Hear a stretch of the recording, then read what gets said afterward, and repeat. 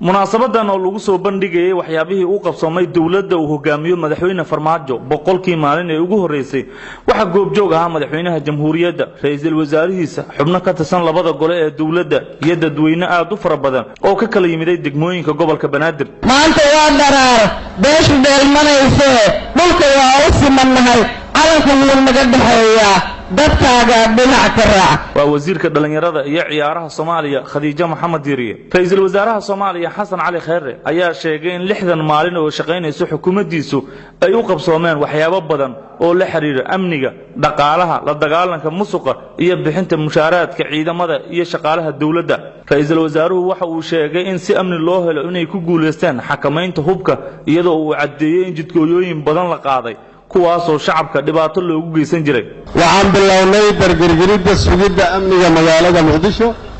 iyo qaybo kala duwan oo kamid ah dalka intiisa kale waxaan bilownay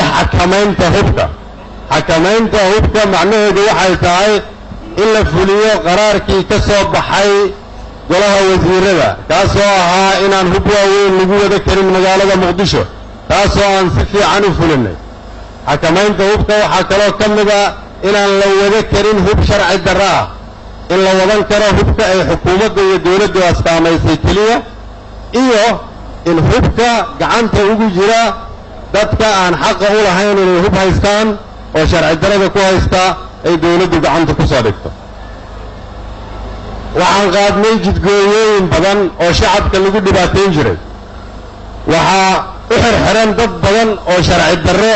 ku haystay jidgooyooyin shacabka Soomaaliyeed looga qaadan jiray lacag xaq darro ah ra'iisul wasaaruhu waxa kale uu ka hadlay qorshihiisa 6 bil ee soo socoto 6 bilood gudahood waxaa bilaabanaysaa inaan si dhaqso ah cadaalad wax uga qabanno inaan wax ka qabanno qorshihii lagu gaari lahaa 2020 si qof walba oo Soomaaliyeed oo codkiisa u dhiibto inaan ka shaqeyno xoojinta wada shaqeynta dawladda federaalka iyo dawlad goboleedyada inaan ka shaqeyno la shaqeynta baarlamaanka si loo ansixiyo sharciyo badan oo muhiim ah oo dawladnimada muhiim ah madaxweynaha Soomaaliya Maxamed Cabdullaahi Farmaajo oo halkaas isaguna ka hadlay gabagabadii ayaa sheegay in haddii ay shacabku la shaqeeyaan ciidamada amniga in dalka uu ka saari doono AMISOM ammaanka la dagaalanka argagixisada waa naga go'an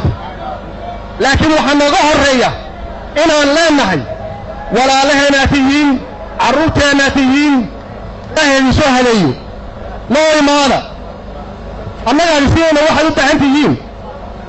dawlad fiican waa haysataan dawlad aamina waa haysataan dawlad caalamka la xisaabtanta waa haysataan ciidankan AMISOM nala jooga walaalaheena oo na difaacay haddaad dhibka joojisaan guryahooda loo direennaa joojiya dhibka ummaddiina hallaynina hantidiina ha burburina imaada noo imaada kuwa ajnabiga ah oo halkan u yimid inay ummadda Soomaaliya u diidaan dawladnimo oo u diidaan horumar oo caalamka naga xiraan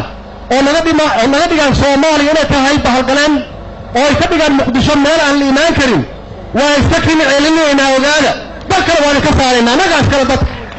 dalka anagaas kale dadkuna anagana doorteen qodobadii kale ee madaxweynuhu uu soo hadal qaaday waxa ka mid ahaa midnimada waddanka dagaalka lagula jiro al-shabaab soo celinta kala dambeyntii dawladda iyo isku kalsoonaan la dhex dhigo shacabka Soomaaliyeed Axmed Saciid Axmed telefishinka Home Cable